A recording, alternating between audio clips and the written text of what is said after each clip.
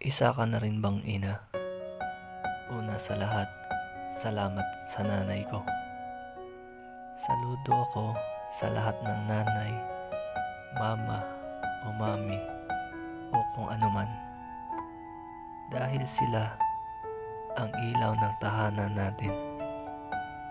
Huwag mong sabihin na sa bahay ka lang naman. Nakakapagod ba yon?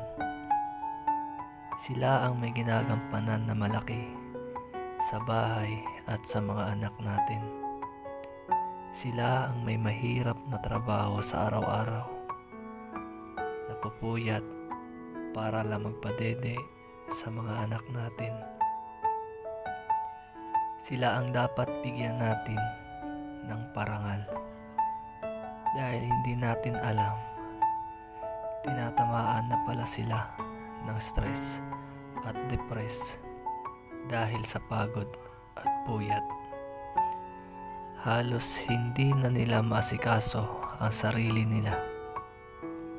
Hindi na nila makuhang magsuklay sa dami nilang gawain.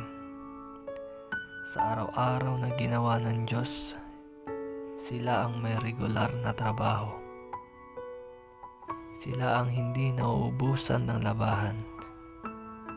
Sila ang nagpapaligo sa mga bata. Sila magluluto. Sila mag-asikaso sa hapagkainan.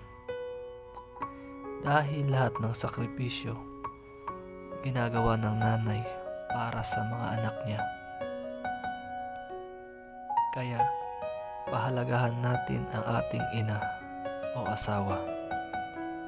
Ipakita natin na kasama nila tayo sa hirap at pagod nila. Iparamdam mo na mahal mo siya. Saludo ako sa lahat ng nanay.